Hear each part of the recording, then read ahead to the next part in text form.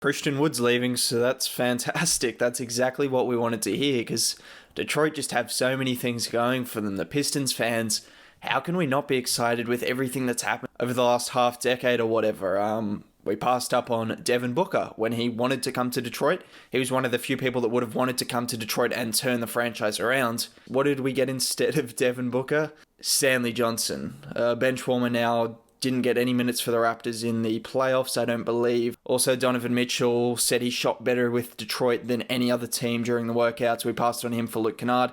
Same position, both guards, one pick before the other. And he just said he had the best workout of any workout, and that's Donovan Mitchell. Yeah, that's the kind of stuff we've been passing up on for the last 5 years. And then we get in Blake Griffin, which we're ridiculed for because people didn't think Blake Griffin was very good anymore. He has a great season, top 20 player in the league, all NBA. He gets hurt. I mean, you kind of expect that with Blake Griffin. Unfortunately, that's the case, but still, nonetheless, now it looks like Christian Wood's going to be leaving, and that's what we're going to talk about. Enough about the depressing Detroit stories that we have that we could talk about for the next 10 minutes. But at the moment, Christian Wood just came out on IG Live and just pretty much said, oh, what teams should I join? Like, it was only a couple minutes. I didn't see the clip. There's no clip of it yet. But very respected Detroit writers who cover the Pistons have said that it's true. So it's confirmed that's what he did. I know it's an Instagram Live and maybe we read too much into this stuff. But, like, it was already skeptical whether he would stay in Detroit. There's a lot of teams that'll be after him. And now he comes out on IG Live and just says, where should I go? I mean, maybe he's using it as leverage so the Pistons pay him more. Or maybe he just wants to leave and maybe he's sick of being on a losing team because he's been on a losing team every year he's been in the league and no team's really given him a chance. Even when he was on a losing team, Detroit gave him a chance. But I don't blame him if he wants to leave anyway. This man's been passed up on by so many teams. The Pistons still passed up on him beforehand, so they finally gave him a chance later in the season. They should have given him one earlier. So it's not like the Pistons were some kind of crazy loyal team to him. They picked him up as the last roster spot and then gave him a chance later in the season. It's not like they showed faith in him from the get-go, like a lot of fans thought they should have. A lot of fans like me thought they should have been playing him significant minutes from the start. But that's neither here nor there.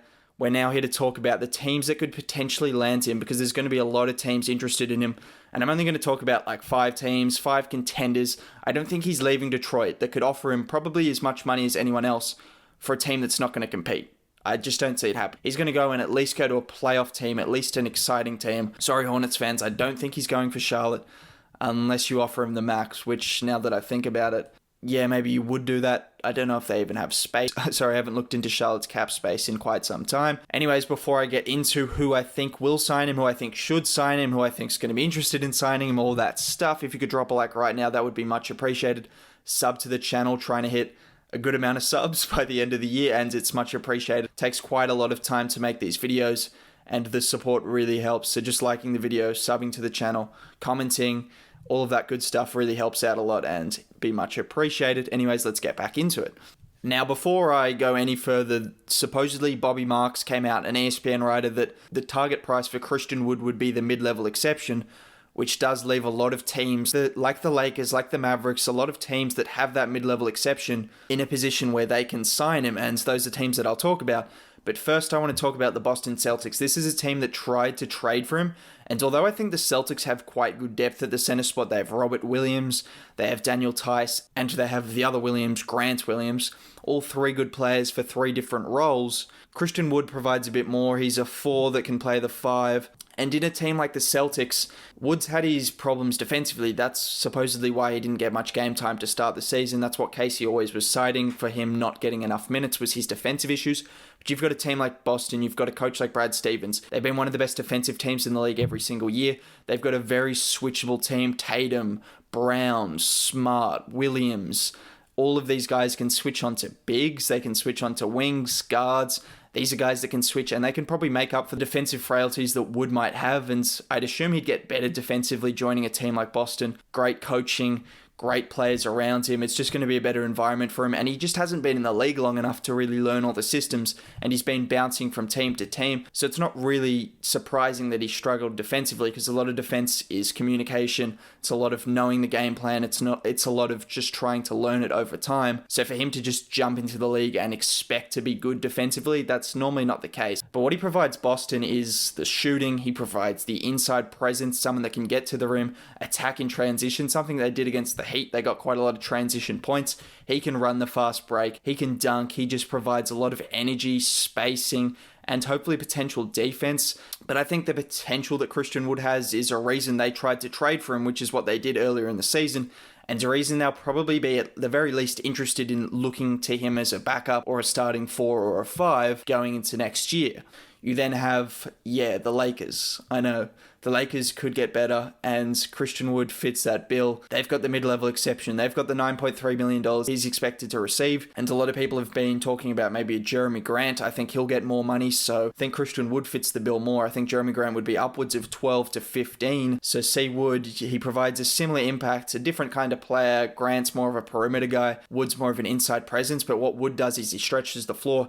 And you want to talk about defense, you've got Anthony Davis next to you. If you're ever going to be able to just learn defense on the fly, when you have someone like Anthony Davis that can guard 6 positions at once, I know there's only 5 people on the floor, but yeah, you get what I'm saying. You got someone like Anthony Davis that can do that, then I'm not too concerned about Wood's defensive frailties. And offensively, you've got 2 unicorns at the 4 and the 5, switchable. AD can play 5, Wood can play 5, depending on the matchup, depending on what you want to do, depending on the looks. You can really just toss it and turn it. Kuzma was playing at the 4 quite a lot of times. Markieff Morris, you're telling me Christian Wood at the very least can't be just a spot-up shooter like these guys? And then the inside presence he provides? Yeah, he'd be a great option. He's someone I'm sure the Lakers will be interested in. Just for the rest of the league, let's hope they don't get him, and let's hope he doesn't turn into the beast that he was towards the end of the season, because that could be devastating. Now, a place where I think he fits really well is Phoenix. They're not in desperate need of any player, which is, that's Phoenix now. They're not really a bad team anymore. They're quite a good team, which I made a video on. But they might lose Dario Saric at the 4 position. They might want to put Cam Johnson off on the bench for more shooting coming off there. Someone like Wood can provide the athleticism, the floor spacing, the transition offense that they need. And I could see him being a good fit at the 4 position, which of any position, that's probably where they could improve on. They've got DeAndre Ayton, they've got Ricky Rubio, they've got Devin Booker, and then they've got some good wings. But I could see them trying to upgrade on Cam Johnson, who's a very solid player, and I'd be happy to have him in the starting lineup. But maybe they go all out and try to sign Wood, who I think has more upside, someone that could potentially be a 20-point per game scorer, and someone that could be a really great deal at $9 million for the Suns. I'd be interested if I was them. And then everyone's favorite small ball team, the Houston Rockets, maybe they just plug him in at the 5, they have him stretch the floor, they have him run to the rim, and they have him do all of that. Now, I don't think Wood's the perfect fit for them defensively. Sure, he would fit into the small ball mold because he can stretch the floor, but defensively he does have his issues. That's where I think having someone like Robert Covington, who'd probably play the 4, can help, because Robert Covington was one of the best rim protectors in the league after he moved to the 5. And if you can have that at the 4 and then Wood at the 5, you have them as switchable assets, then it just provides a lot more flexibility. If you're not happy with what Wood's providing inside, you have PJ Tucker, Robert Covington, who got clowns, but they're both pretty good inside defenders. And out of all the teams, in terms of guard play, you've got James Harden, who's a good inside defender as well. Another team that can make up for those frailties Wood might have defensively until he figures it out. And then offensively, I really like what he can do with Westbrook and Harden running the offense. They've both had guys like Capella and Adams in the past who aren't as athletic, who aren't as offensively skilled, and they've both done really well alongside them. So you give them someone like Christian Wood, that could be dangerous. That could be someone that really changes the offense of the Rockets, and it seems like they're going to be interested in getting a more traditional center, even though Wood's not really a traditional center, but he's more along the size of a traditional center. And Wood could be a very interesting option for the Rockets as well. And then moving on to the final destination, maybe the best one. It could be Luka Doncic and the Dallas Mavericks, who, like a lot of these other teams that I've mentioned, have that mid-level exception. They're able to offer him that $9.3 million, which is apparently the mark for him. That's all I'm going off from Bobby Marks. And then you have the Mavs, who I think have good 4s and 5s, but Maxi Kleber was playing like 40 minutes a game against the Clippers because of Dwight Powell's injury, because of Kristaps' injury. And the reality is Kristaps, although I think he's great, I think he's an all-star level player, he has been injury prone. If you can have someone like Wood as a backup, for him, similar kind of molds as well. So it really is kind of a seamless transition. Both stretch the floor, both can score inside, both can play alongside Luka. He's obviously not the same kind of shooter as Kristaps, not the same kind of player, but similar molds. He could be a great backup, or even playing at the 4 alongside Kristaps. Similar to what I was saying with Anthony Davis, just kind of versatile in the ways they can switch at the 4 and 5 and just have that flexibility, which a lot of teams crave. I could see Wood fitting on the Mavericks very nicely. I know they have Powell to come back. Kleber's playing, Porzingis is playing, but the reality is Powell was injured, Porzingis was injured, and you were left with Kleber playing a lot of time. And I think Kleber's a great bench option, not a great starter. So I think if you could maybe bring in Christian Wood and just feel that out and see what Luka Doncic, Rick Carlisle could work, because if there's ever a team that's going to maximize him offensively, it's going to be the Mavs. Defensively, it could be a bit of an issue that might scare Dallas away, but offensively, he's just going to make them even better than they were, and they're already groundsbreaking offensively. And you're adding someone who's a real great offensive player. That's another potential fit. There's just a lot of potential fits for someone like Christian Wood because of his price, because of what he did towards the end of the season, because he can play the 4 and the 5, because he can stretch the floor. He can do everything offensively, like I've mentioned.